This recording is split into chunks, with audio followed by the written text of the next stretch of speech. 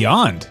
Beyond. Yes, Beyond is the name of the show. This is Beyond episode 495, and I'm Max Scoville, and I'm joined by my good friends Alanah Pierce and Andrew Goldfarb. Really close to 500. I'm getting very worried. Yes, well, it's really close to E3, so you should be more worried about that. That's coming up very shortly. I apologize for the skeleton crew of these skeleton people are hanging out with. We got a good show lineup, though. Andrew was in Japan for like 10 days. We got our first look at Far Cry 5. There's a game called Everybody's Golf. Is everybody golf? Everybody's Wow, apparently everybody is golf. But in any case, we're going to talk about all of that. Let's get into this first. Like, you went to Japan, dude. Why? Yeah, so it was really whirlwind. We went to a bunch of studios. We went to 7 studios in 9 days, some of which I can talk about, some I can't. And then we also went to a show called BitSummit, which is sort of like PAX Japan.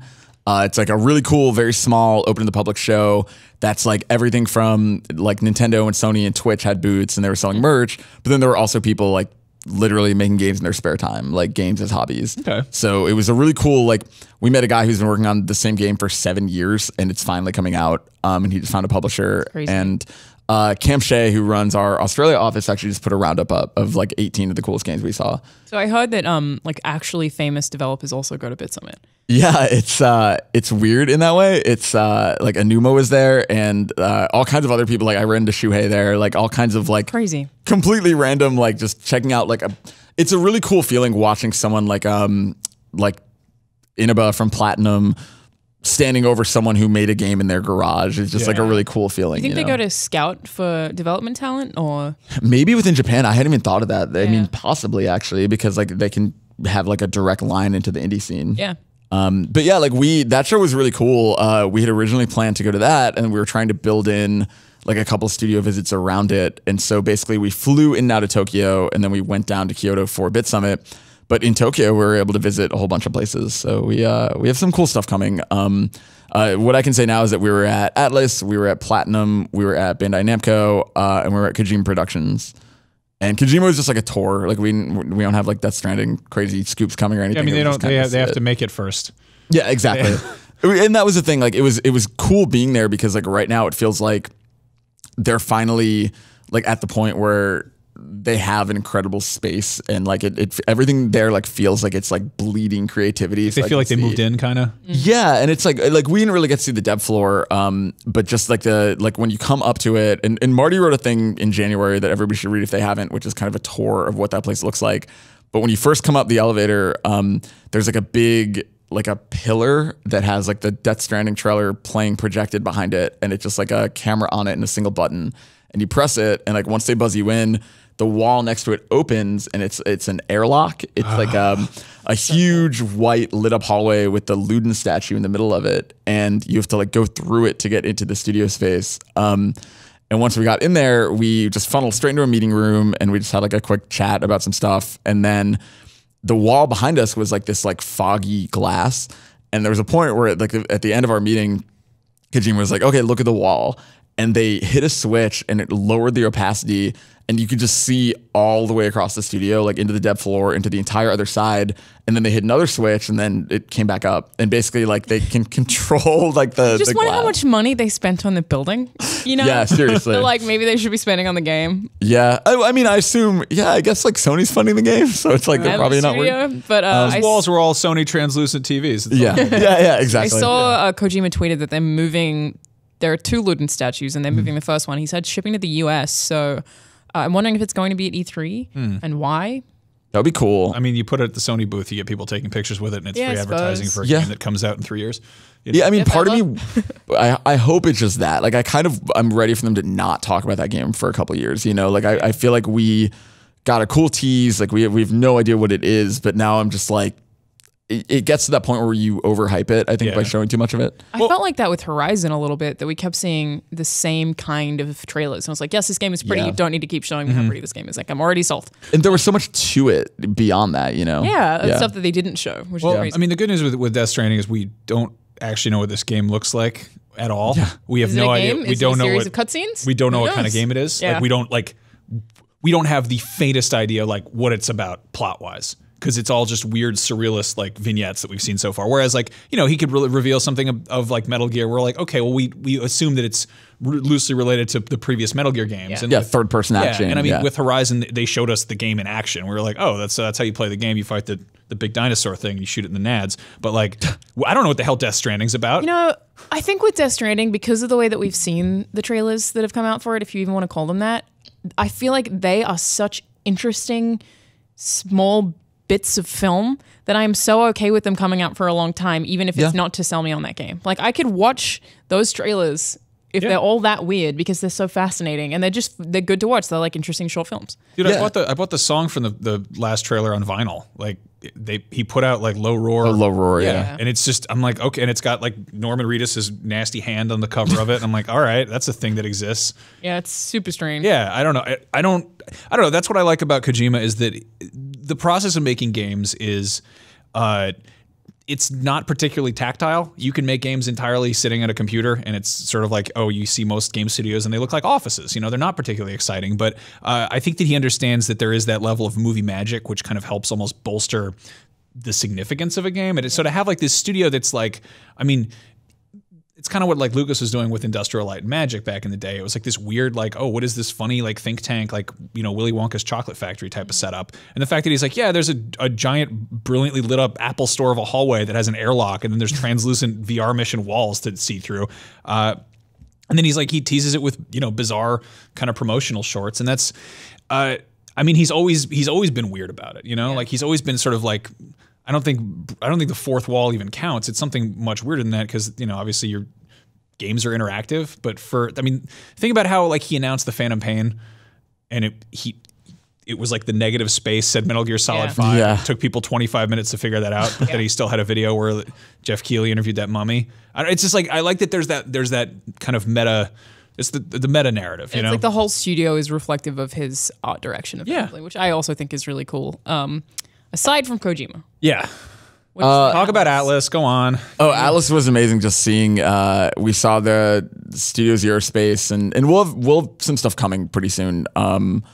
With that, I mean, that trip was mainly looking at what they're up to next, not in terms of like here's the announcement of our next thing, but more of like structurally what are they becoming. And Platinum was kind of the same thing, and we'll have some cool stuff rolling out. How was it from both for of those. you, Andrew Goldfarb, America's #1 Persona fan? It was cool. It was there's so much, like there's basically a Persona museum there, and like seeing all of their merch and like all the stuff they had, and like being like, oh, I have that in my desk, and then like passing around photos of my desk and stuff was like so nerdy, but such like a cool little moment. And like, yeah, we met Hoshino and Soejima and Meguro, who I'm probably butchering pronunciation of, but those are like the brain trust behind Persona 3, 4, and 5, and Catherine. That's nuts. It was really cool. Yeah, that was awesome. Like, did you freak out? Like, did you lose your? Are you crying? I freaked out a little bit. I like barely managed to maintain professionalism. Caleb, who was with us, was just laughing at me because it was just like, it was like overwhelming to see like everything, to be like in the base camp of Persona was really, really cool. That's awesome. Yeah, it was awesome. And Soejima drew me a Morgana that's like personalized to me. That's so cool. I'm getting personalized. Hey. That's awesome. Yeah, and we'll have stuff coming. Like I don't want to get too much into what we did with Bandai Namco or with Platinum, but we'll have some cool interviews and just little gameplay things coming. And it was a cool week and a half. That's very exciting. It's always weird to do like a big preview, you know, mission thing right before E3 and have like, I'm sure, things that you want to talk about. But yeah, it's like it's like the weird calm before the storm feeling of like. Now we're in like full E3 mode. Like that felt like it's the same thing with like Judges Week that Brandon and Ryan were at, where like that feels like the last hurrah before you like really kick off E3 this stuff. week my job is 100% E3. Yeah, totally. And we're done. Yeah, getting a lot of stuff ready for the next couple weeks. So if we seem scattered, apologies. We're just kind of getting ready for stuff. It's also always weird, the news that trickles out. Either you get some massive leak or it's some sort of just quiet sort of whisper of like, oh, sorry, this isn't happening. It's either stuff that was too small for E3 or news that a game won't be at E3 or a leak. Like that's pretty much what we have. So we got some of that. We learned, this is interesting, we learned that the FF7 remake is switching to internal development. So they were working with was it CyberConnect? Yep. And now it sounds like Square Enix is kind of like, okay, let's just bring that back home. Not sure what that means. I get that. Was there a formal announcement that this is a ways off? I mean, no. There was an offhanded comment in their last earnings thing that Kingdom Hearts 3 and Final Fantasy VII Remake are like in the next couple of years. Like they didn't. They've never given us a year, and they've never said like it's a long way away. And we know that Final Fantasy is like in multiple parts, and like they're like full. I wonder if parts. they're still going to do that though after like Hitman.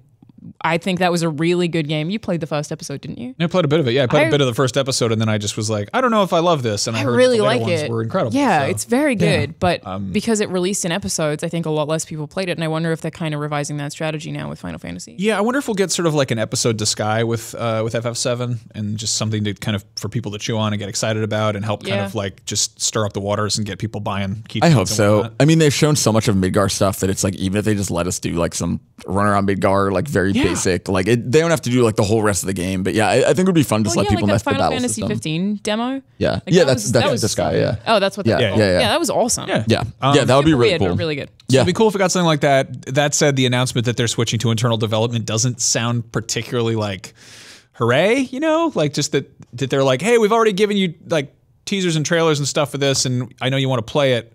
We're shifting things around back here. Sorry, might be a second. It's really interesting the way that they have this stable of talent that I feel like we're just not even familiar with. Like when Tabata took over Final Fantasy 15, it was like, oh, the Type 0 guy, like that's weird. Can he run a project that big? And then yeah. And so like this is the Mobius Final Fantasy guy, which is like a really interesting choice to run a project this big, but like I feel like they wouldn't put it in someone's hands especially if there were problems at CyberConnect and now they're kind of like recentering. I feel like they wouldn't give it to someone who isn't capable. So I'm really curious to see like, yeah, you might be right. Like I wonder if they are rethinking the entire thing structurally. Yeah. It's just such a big undertaking if it actually maintains the standard that those trailers look like. And it's such like, it is such a revered game that like you can't mess it up. Like you can't make the bad remake of Final Fantasy VII after people have been asking for so long. Yeah. In other news, also kind of disappointing. Hey, remember what was that other big game they announced at Sony's press Kickstarter? I believe it was Kickstarter. Shenmue 3. Yeah. So they announced the Shenmue 3, the game that had a Kickstarter launch at E3 last year. It won't be at E3 this year, if that's a huge surprise to anybody. Hey, you know what game's probably not going to hit that December 2017 target? Oh, it's Shenmue 3. Imagine that. But yeah, so it's kind of a bummer to think like, oh, hey, like all those big things like Kingdom Hearts 3 and Final Fantasy VII Remake and Shenmue 3 that were like, that we imagine them as being things that we get to have soon, but maybe not. And that kind of makes me wonder, like, what are we going to see on Sony's show this year? But Spider-Man and God of War. Yeah. Yeah. I feel like Sony's all good for the next year. Like I feel like there's enough padding, and then if those come out in 2-3 years, like I feel like there's a pretty solid stream of it's stuff such a right now. It's such a weird thing that if you're right that Death Stranding's probably years away and these games are probably years away. And so it's a weird thing where like if Sony comes out this year and they just show, you know, Dreams and Days Gone and Spider-Man and God of War. Damn it. Like if they just show stuff they've announced, I feel like people are going to come away disappointed, even though that shouldn't be disappointing if all of those are coming soon, you know? I would expect that we'll get like an announcement of something new that we won't see for another 3 years, and it'll just be a cycle that it kind of keep works it going. that way. Spider-Man 2. Yeah. Anyway, good stuff. We finally got our proper like look at Far Cry 5. They put out a trailer that shows off what that's about, and there's a big discourse about it. So yeah, it's like, what is it? To change.org, is that what the thing is? Yeah, the petition. There's a petition to get the game banned. We honestly don't know if it's a joke or not, but there is a petition to have Far Cry 5 banned because it's about killing Christian Americans who are, I mean, they're also like a militant cult, but you know, what's Waco? I don't know. Anyway, I'm excited because this has aerial combat and farm animals. So like, you know, as it being a Far Cry game, Far Cry games have always been kind of weird and out there, and you've got like a, you know, corrupt CIA guy giving you a flamethrower to go burn a pot farm. You've played all of them, right? Yeah, I guess I have. The 3 is my favorite. Yeah. I totally respect the hell out of 2, but I dropped off around Primal where I tried to play it and just didn't get super invested in it. Yeah. Whereas I feel like this is like back to what I'm going to really like in a Far Cry game. Yeah, I don't like. Everyone's like, oh, America's not that exotic, and it's like I have faith that it's going to be like. Exotic isn't what I care about. Yeah. They have drug trips in those games for that. Like, it's fine. They'll make it weird. Right. Also, like, I mean, you've got enough kind of variety of climate and stuff. I'm honestly like, I'm gonna be honest. I'm pretty excited about the farm animals and the tractors. Yep. If this turns into like that, Oh, you too? Yeah. Farm animals and tractors. Yeah. I think We're there's gonna like skin them. there's like a American guys, pitchfork that you can throw. Like I don't like they've got like a bunch of gnarly stuff. I think aerial combat is really is the thing that will probably. I guess you had that little gyrocopter in 4, and you had like owl controls in Primal. But like as far as like proper like get in a plane and screw around, they've kind of been. It's hard to do. It's really hard to make that work. I'm totally in conceptually. Yeah. I'm a little confused about what the game is. And like, I know obviously what a Far Cry game is, but I was surprised how little like gameplay they've showed and how little I understand about like the protagonist or anything. Like I saw a lot of the games comments. have protagonists? Yeah, well, I mean, that's true, right? Like you're ultimately just going to be like a camera with arms Jason anyway. Brody. Yeah, I mean, totally. But it was interesting to me that like the way they revealed that game, I saw a lot of comments on IGN that thought those 3 character trailers were people you played as, and I think it's really interesting that like people who've played Far Cry get it, but I totally felt like they just needed to show 10 seconds of gameplay so people understood what you were doing. Yeah, I mean, Far Cry's like strong suit's always been just the gameplay and the kind of the freedom to run around and just get in trouble. And as far as characters go, like there've been some cool ones. Like I liked Voss, but then there's all those side characters who I'm like, I don't really care that much. Yeah, there's that CIA dude who shows up in like 4 after 3, and I'm like, they're like, remember him? And I'm like, yeah, I guess. you're like kind of He gave me that flamethrower. He's kind of Who's the other villain after Voss at the end of 3, like the second half of the game villain, like Jeff or whatever. Yeah. It's not his name at all. Yeah. But, Well, there are technically 3 of them. There's the creepy Australian dude. Yeah. Boss, and then there's the end guy. Yeah, I forgot the name of that remember. guy. I don't know, Yeah. but they always put this emphasis on these characters who are sort of like performing directly to you. And then as far as like an actual character you're playing as, like, yeah, we have the name Jason Brody, like, but you're like, I don't know. I'm okay with not being a character in a Far Cry game. Yeah. I don't mind that at all. But I think you're totally right in that I would like to see combat. Like one of the things that I think they've expanded on well is having combos or like chains, basically. Yeah. Like I like that kind of stuff in combat. That I would like to see an expansion on that in the trailers. But I would guess they're waiting for E3. Yeah, I mean, you're totally right. And at E3, I'm sure we'll get answers to this. It was just weird because like bits and pieces were coming out that like you can choose the gender and race of your protagonist. But it's like in a Far Cry game, does that matter? Yeah. And like, so that makes me think maybe there is a more involved role for the protagonist this time around. And it just like the amount of information coming out about it, 100%, you're right that like at E3, all these questions will be answered. But it was just like felt like a weird like half measure to tell us, but not tell us. It's like they gave us teasers, but branded it as an official trailer. Exactly. Yeah. It's also, I mean, it's also kind of, it's an ambitious thing to be trying to tackle right now because the American political climate is pretty intense right now. So to be doing something like this and to do it either in an exploitative manner that's just sort of like, hey, look at this, it's crazy and offensive. Whoa, aren't we edgy? And be like, great, okay, well, okay, fine. That's one option. The other option is that it's like way too real, and I'm like, I don't want to play this. This is depressing. Yeah. I'll just go watch CNN to cheer myself up. When Like, Ubisoft touches on politics, they don't tend to really make a statement. They just tend to be like, "This is happening right now. Let's put you in this circumstance." And Sure. like their official statement is, we like players to be able to draw their own conclusions. But I take it as we don't want to offend anyone. So I think that they'll probably play it safe and like focus in on the cult aspect, so it doesn't seem like they're actually attacking anyone. Yeah. It's a hard thing to do. It's going to be interesting. It really is. Our friend Callie, who's over at GameSpot now, used to be at IGN. I recommend you read her piece on it. I read that this morning. It's yeah, it was really good. a really good, like, basically it says exactly that like you have to, if you're going to do it, like it could be done really well or it could be done very badly, And I think they like, just won't do anything in the same way that the first Watch Dogs was a blank character and they could have made really interesting political commentary on censorship and on Watch Dogs, but they didn't. They were just like they dip their toe in this weird way. Yeah, it's like they skirt around. They have the appearance of saying something without actually saying anything. Yes. And it's like I hope this game's not that. Like I absolutely think it will be that. I think that I don't know, that franchise is really weird, and like they have been able to, like Far Cry 2 especially is like really bizarre and like subverts everything the games do. So it's like malaria. Yeah, exactly. So like I would love to see them like live up to that and do something like really bold and ambitious, and like, yeah, it'll piss some people off, but like I would just love to see them have something to say. Yeah. And I hope ultimately you're probably going to be right, but I really hope that this is the game that like finally like has some kind of good commentary about like the current state of. I would love that too. We want like all games to be like Spec Ops, right? Like we want everything to make me think that much, and it would be amazing. But I just think that it's so much of a risk for them to alienate part of their audience. And Yeah, I mean, especially a big company like that. Yeah, exactly. The thing is though, like commentary is it's kind of static in a sense, you know. You can't be like, hey, we're making a commentary on something, but it's open to interpretation, because it's like, I mean, I guess that's sort of art. That's what they officially say. They're like, we like to let the players decide and ask their own questions. Yeah. Like, no, you just don't present anything. Yeah. Come on. I mean, like, what I hope is that at the beginning of Far Cry 4, there was that weird thing where you could like just sit there and like, what's his face? Yeah, you wait for like 5 Pagan minutes. Min. Pagan Min would come back and be like, anyway, let's go. Thanks for waiting, bud. Yeah, here's the end of the game. You just beat it by just sitting there, and you're like, that was it. I like the idea of that kind of stuff where it plays with the game telling you to do stuff as a player versus, I don't know. I guess there's the option to play the video game like a video game. There's the option to play the game like it's actually a real thing. You know? Yeah. But yeah, like Far Cry, I kind of don't like it as a political platform. Like it's because it is so inherently sort of stupid.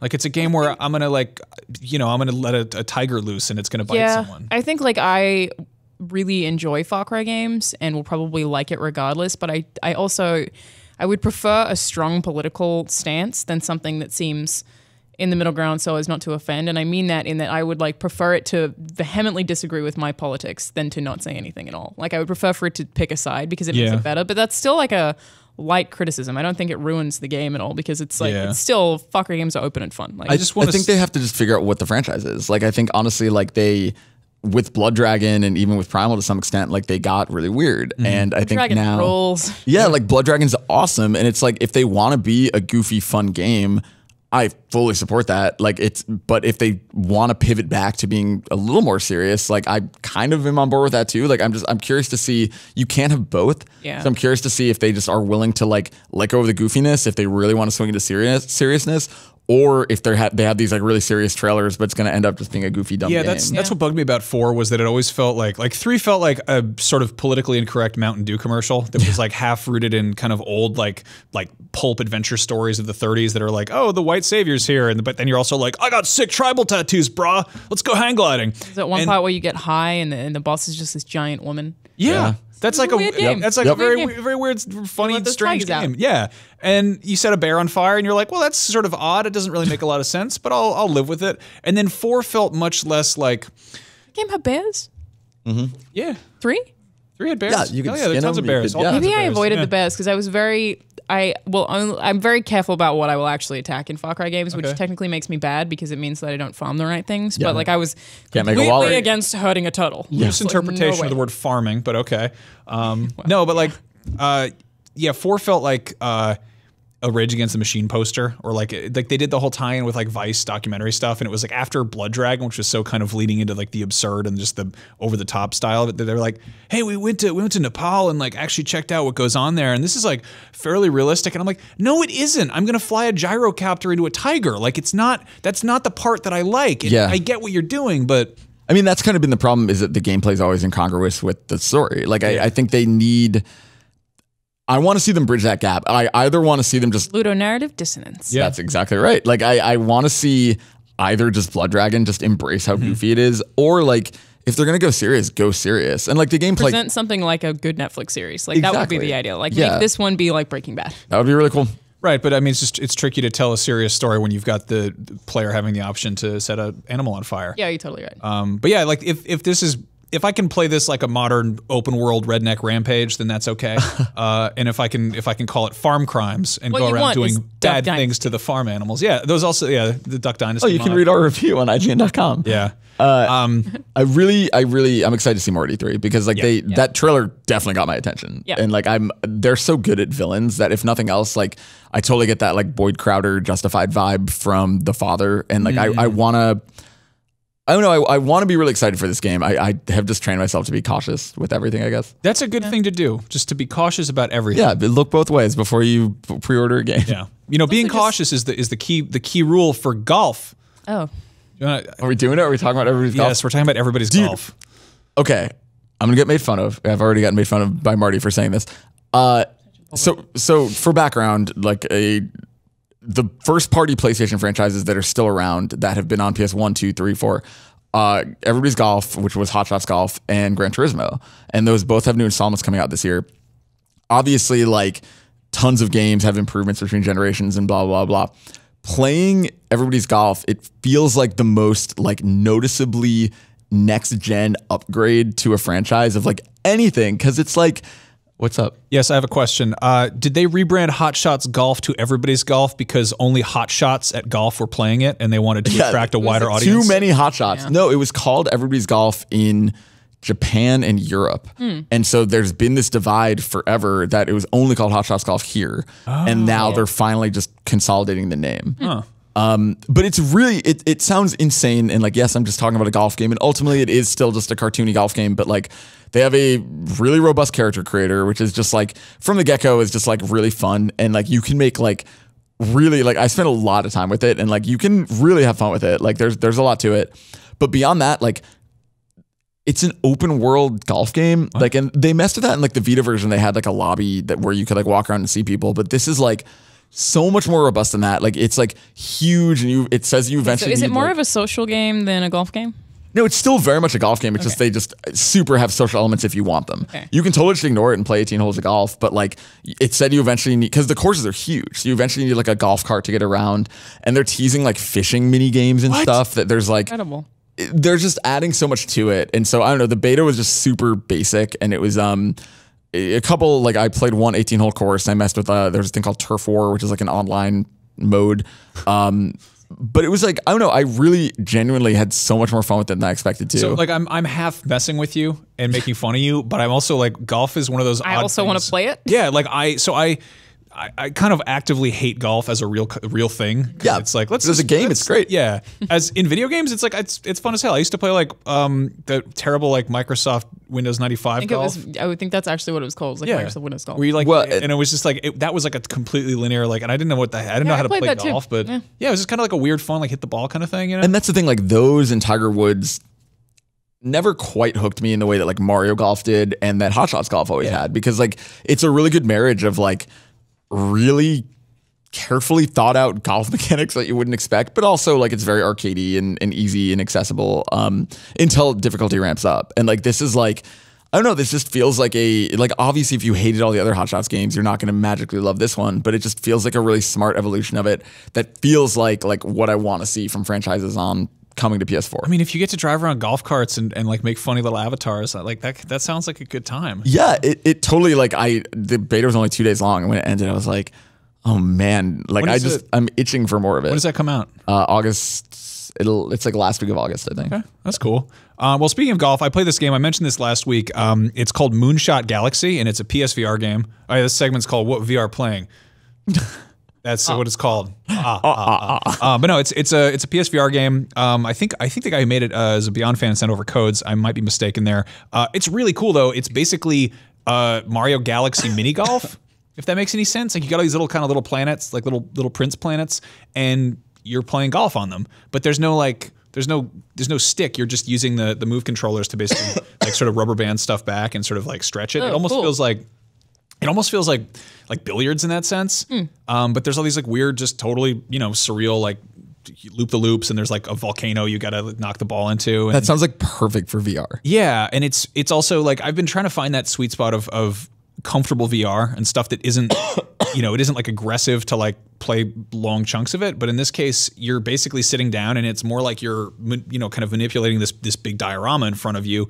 To try to move stuff around. Like it doesn't feel like, if it was a game where I had to stand in front of my TV with a helmet on and look at my hands and hit golf that way, I'd be like, this is tiring and I don't want to do it. But it's like, I keep trying to be like, okay, would this work outside of VR? And I guess it maybe could, but it would be really cumbersome control-wise. That's like a mobile game, maybe? Maybe. I mean, like with touch. Yeah. I think you could scale it down to be, so it's sort of a not two-dimensional, but like maybe have slightly less I guess personalized of a camera, but it would be way less interesting. It'd still be fun, fun game. But yeah, that's out in the wild. Another game is coming out. It's called Tiny Tracks, which I think is basically a slot car VR game, where you are building like crazy racetracks all around yourself, and it's that's That's cool. actually awesome. yeah, and it's cool idea. again, it's like the obvious kind of like gimmickry of VR is, hey, you put this thing on your head and you can be anywhere, and it's like that's great, except sometimes being someplace else is horribly disorienting. So maybe like the solution for some of that stuff is like these virtual miniatures. And I mean, we've seen we uploaded the first episode of a new series. It's VR Mechanics 101, and the first episode that we did was exploring environments in VR and how different games make that work. And like the main one is teleportation, because obviously it reduces motion sickness, and then another one is just like having you kind of stand and be able to observe but sit in one place basically. Yeah. And then the third one that's the most common and most effective is when you get a very small playing field that you can move around as much as you want to, because that's like an answer to room scale VR that doesn't need a full room. It's like it's interesting to see the way different VR games are tackling exploration, especially when players can look wherever they want to. So it's like how, like for something that's an action focused game, how do you, or a story action adventure, how do you get them to actually pay attention to the story? And it's like there's a lot of really cool tricks that you see used in VR where sometimes they'll put you in an area that just doesn't have anything else interesting to look at, but you don't notice that because you're not paying attention to it. It's like all these little subconscious things that like really focus attention. Well, that's so cool that it's like here are the 3 ways you can do that currently until really well. somebody just breaks it and makes something entirely new. Yeah. But I do like the sort of the diorama playset approach, and we're seeing this with it's like Tiny Fantastic Tracks and Contraption has that. yeah. And there's what is it, Cowboys and Dinos? Is that what it's called? I think it's got Cowboys and Dinos in it. Yeah, So what I think I've been that might be calling the it. name. And But that's all about like picking up little things and rearranging them. Job Simulator is kind of like that. Yeah, I mean, Job Simulator is much more first person, but you're like, I don't know. That's weird. I tried to. Less of a playground. I had a friend over. We got like just very drunk this weekend, and he was like, "You got VR?" I was like, "Yeah, I got VR. Let's play VR." And I like put it on his head, and like I couldn't figure out how to adjust the height, and I was like, "This isn't working. You want to be a bird?" And he's like, "Okay, I'll be a bird." We're just like, yeah, Dude, we're gonna have some cool VR stuff from that trip we just took. One of the things we did, I'm excited to talk to you guys about, because I think people are understanding that VR can be more like. Very early on, people stopped using the word game and used the word experience. Right. And I really like that approach. I think that there's more to it than just like a first person shooter where you can look in every direction or whatever. yeah. Yeah, I think like my favorite VR games is still Chronos and Superhot. Like Superhot in VR is so good. It changes the still haven't game. played Like that I yet. feel like with Superhot, like I've actually Great only game played anyway. Superhot in VR. So it's like ugh. I would imagine like not having that degree of like I don't know, like I guess I could It's see almost it a with dual completely sticks, different but game. Yeah. But like both of those are technically like Superhot is a game. Yeah. And Chronos is definitely a game. It's like fixed camera. It's an action adventure. It's basically Zelda Dark Souls type game. But like of the experiences, I mean, there are short films in VR now. There's one called Alanah that's absolutely beautiful. Like there are a bunch of different things still happening with that platform. And it's like we haven't seen a ton of stuff lately for PSVR. And I want more of that stuff. I want more like the games that I like are really good because they use mechanics that have worked in video games previously and aren't fully taking advantage of VR. But I think that's the concern is that like I don't know, but I'm assuming these are just more expensive to develop. And so like the really high end VR experiences I think are happening on Vive and Oculus because it's just probably those two are more of a PC friendly platform. So- Like, and I don't know, like PSVR, like I want to see that stuff coming to PSVR too, because that's the only one that I don't own one, but it's like I would if there was something compelling enough to make me want to play in my apartment. Yeah. What's really fun is we're seeing, and I just like looked at I don't even know what screen it is, but where they have like recommended VR stuff, and it's they're making all these like small sort of bite-sized experiences that are tie-ins with movies. The thing that needs to happen is those need to be like either free or like trials.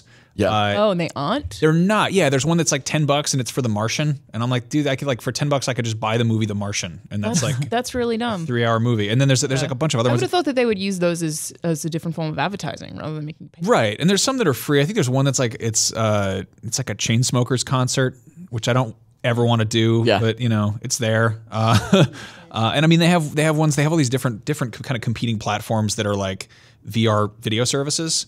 Where they're like, hey, like the one that Brian talked about where you see the animals going to the bathroom.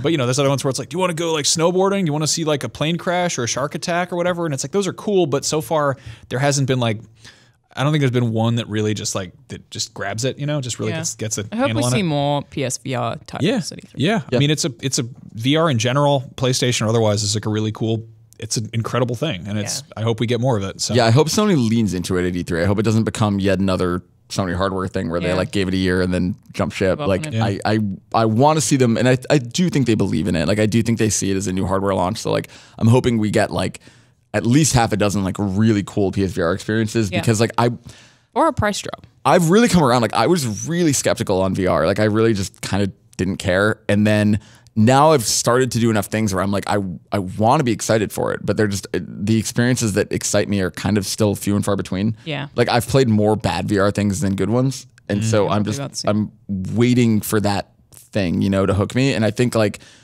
I love PlayStation. Like if they can find whatever it is that like really makes me want to jump in, then I'm game. Yeah, but it's like Superhot and Robo Recall are games that are like cool enough for me to want to own VR that I could play constantly. Yeah. There isn't quite anything like that on PR. Yeah. Yep. Anyway, that was What VR Playing, the number one. Such a terrible name.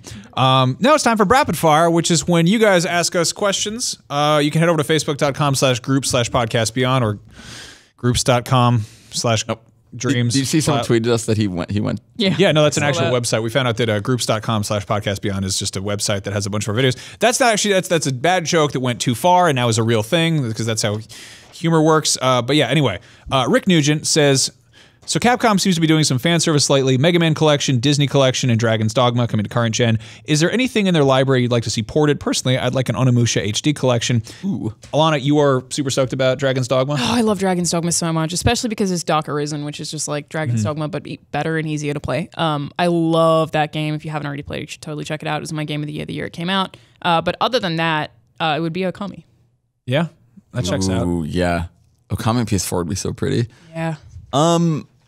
I would like to see, I don't know, it's like, it's weird because there's like the part of my brain that's like the super nostalgic, like when I was a kid, Capcom games. And then there's like the weird, like, I guess I would play back through like Devil May Cry if they brought it over to PS4, like especially the most recent one because I didn't spend any time with it. Didn't they just do the HD collection last gen? On PS3? Yeah, didn't they bring over the last, I think so. Yeah, they did. But I could totally be wrong because I just haven't looked into it. Were you talking about Devil May Cry or DMC? Well, I mean, both. Like, I want all of them. Like, because like I actually really liked DMC. Like, I don't think any of them were playable on PS4. I could be wrong. But like, I would love to go back. Yeah. Because like, that's a franchise that like, I like the combat in. But I don't know, like for me, that's not like my first answer. My first answer is still like more stuff like the Legacy Collection. Like bring back stuff from like when we were kids.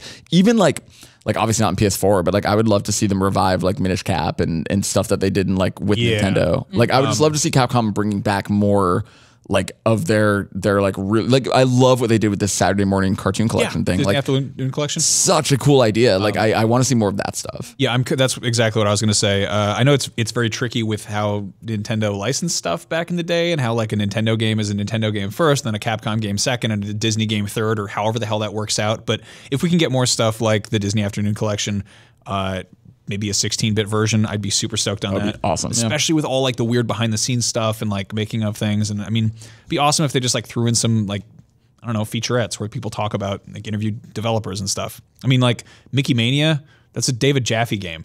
Like, how do you go from making a game where you're like, you want to fight Steamboat Willie? Well, you'll enjoy my next game. It's about a flaming ice cream truck that shoots missiles out of it. You're like, what? Anyway, Christian Bates says, if you were forced to get a tattoo of any video game character, who or what would you choose? I already got 2 of those. Yeah. Yeah, I have one Persona inspired one, and then like I want an Earthbound one. Like that's my go-to answer for sure. Yeah. I want to get some Yoji Shinkawa Metal Gear art at some point. That'd be rad. Yeah. I don't know where I'm gonna get it, but it's just that's full back. Yeah, just a big, just a big, huge fat man in his bomb suit, his rollerblades, just going around having that wine.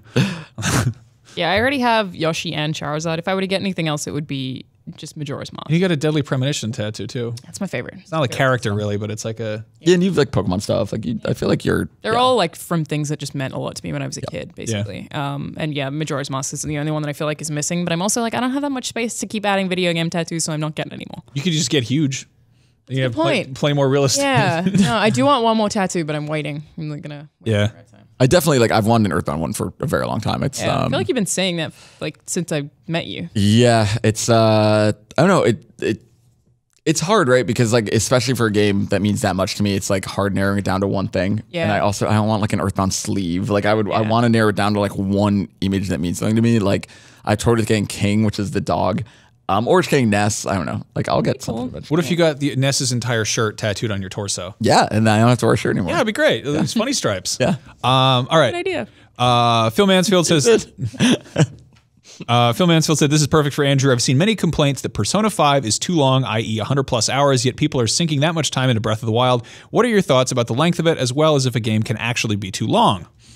I mean, any game is like, games can definitely overstay their welcome. I think anything, like there are games where they're only 3 hours and that's perfect. And then I like Persona is so involved that I think it kind of has to be that long in order to tell that story. I think a game that is too long is a game that obviously becomes repetitive or has padding to be longer. Yes, exactly. And that definitely happens. I mean, that happens more often than it doesn't. I thought Uncharted was too long, like by a couple hours. Yeah, I think a lot of games feel the need to, especially single player games, feel the need to like extend. I mean, even games I love, like I love The Last of Us, but like there are combat sections where I was just like, oh, I don't want to do this again, you know? And I think like Tomb Raider and BioShock Infinite and all those games like could probably even cut in half and I would have been fine with it. Yeah. I think like for me, like Persona specifically, I totally don't think it's too long, but I don't know that an RPG can be too long.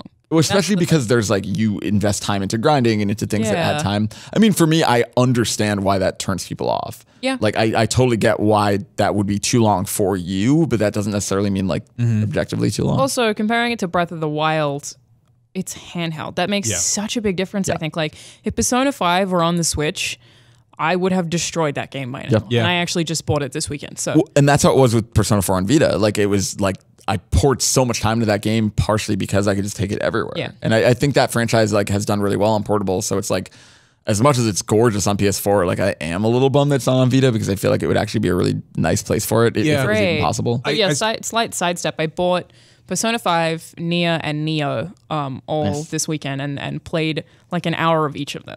And they're all really good games. Like video holy game crap, they're all really tapas. good. It's just because I'd been traveling so much that I was like, I feel like I need to actually finally catch up on this stuff. And I need to decided play do Nier. it right before E3. Yeah. I also started playing Hyper Light Drifter. Have you guys played that? Oh, hell yeah. Really good. Yeah. Like incredibly good. I Yeah. can't believe I didn't play it last year. I like that game. I did not finish it because it just hard. started kicking my ass. Yeah. It's gorgeous though. I really liked it. It felt like kind of a perfect mix of So stuff many I grew up with. I games. also love It's, that like, I don't know what's impossible. going on in Hyper Yeah. Light Drifter. Like things are just kind of happening around me, and I'm like, okay, Yeah. this is the world that exists here. Yeah, but to go back to the Persona thing, I mean, obviously, yes, the portability of Zelda is huge, but also the fact that it's there's a story there, but it's mostly what you're doing. You know, it's like your way of interacting with it. Whereas, like, I don't know how many hours into Persona, and I forget where I left off, and I want to jump back into it, but I'm also like, what was I doing? What was the point there? And it's like it's not. I wouldn't say it's necessarily like linear, but it's structured.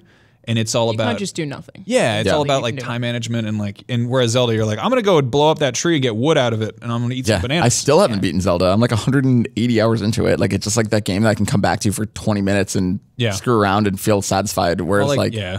like a game, yeah, I mean, even like Marty's like 60 hours into Persona, but he hasn't touched it in like 3 weeks because Yeah. it's like it just gets overwhelming, and I totally get that. Yeah, and I mean, boohoo, poor us, but like we're also scrambling around checking out tons of different games, and it's hard to go back. Oh, funny story! I jumped back into The Witcher for the hell of it this weekend. I'm like, I'm gonna play a game I like to play. I'm gonna Like play. you do that like once a year. Yeah, I love that game. Last time I jumped in was apparently, according to my save file, was in September.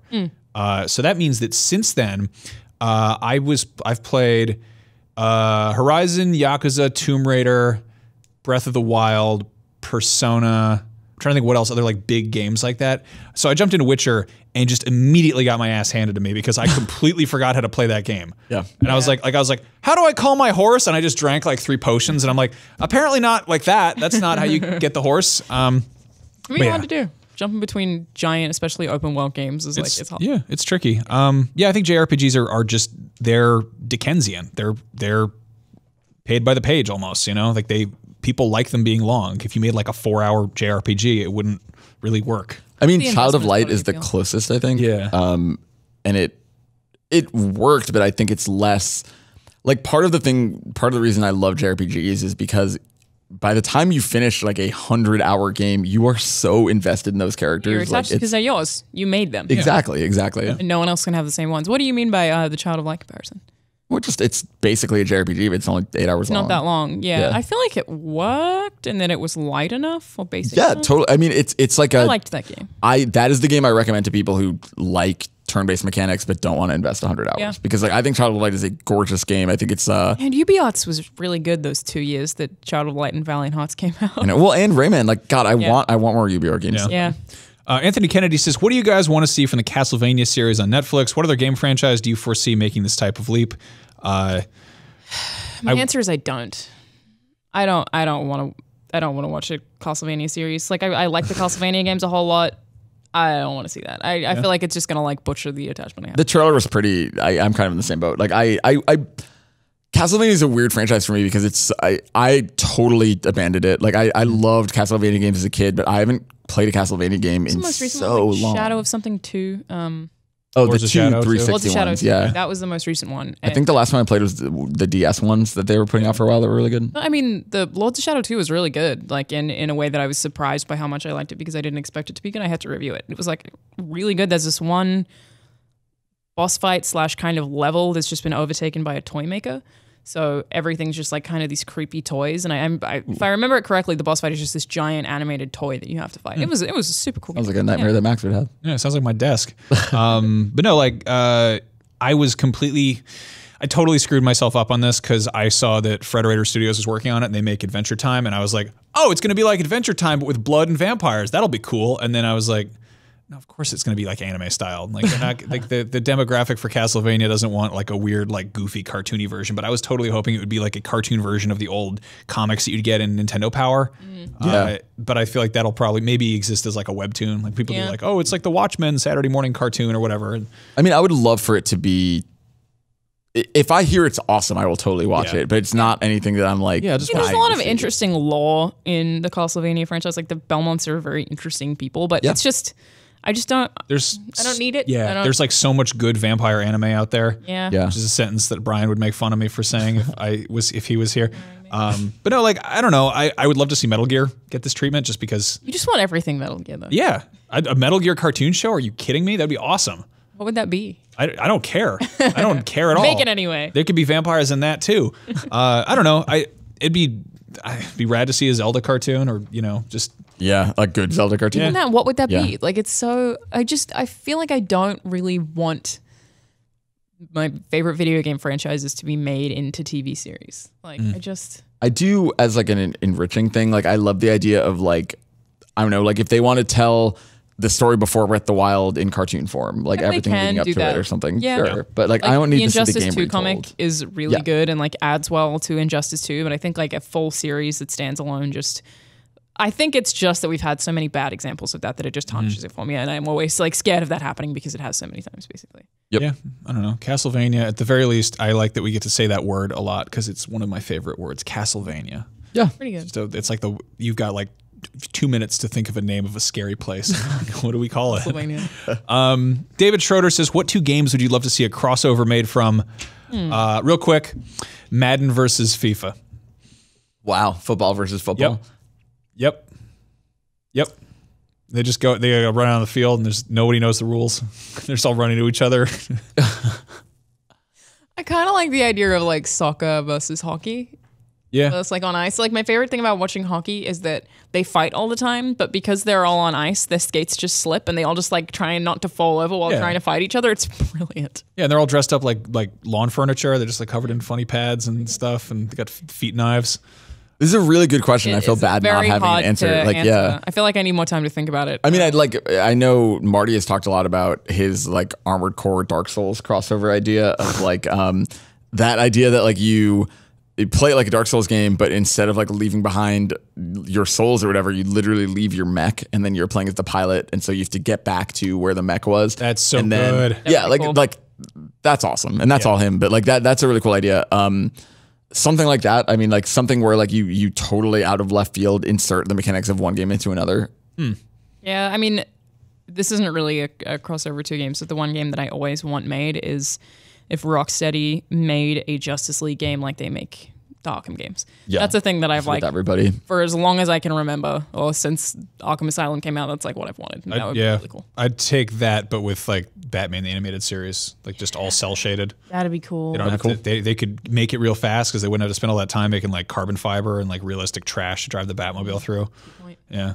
I mean, Arkham is a good starting point for any plus because it's like any weird franchise. Like I would love to see. Like I think the Arkham treatment was so smart, and like the combat feels so good in those games. So good. Yeah. I feel like before now I would have said Lord of the Rings and Assassin's Creed. Whoops. But here we are. Yeah, exactly. Pretty much. Yeah, it's always fun to think about that kind of stuff. Really, I just like to see that all the sports games have to fight. They're just all in the big field. Yeah. Just NASCAR versus Madden. Just the cars driving around. The men have to run faster than them. That's why I don't make games. Basically Rocket League DLC. Yeah, that'd be good. Anyway, this has been Beyond. We are obviously very busy with lots more E3 stuff, so stick around. The next couple weeks should be very interesting and exciting. You can keep track of what all of us are up to on Twitter. I'm Max Scoville. Alanah is Charlanazard, and Andrew is Garfep. What are you on Instagram? Is it also Garfep? Same. My Instagram's locked down though. I keep my Instagram friends and family. All right. Well, post some of those Japanese photos on Twitter. All right. Yeah, I should do that. All right. Well, on that note, Beyond. We'll be back next week. We love you.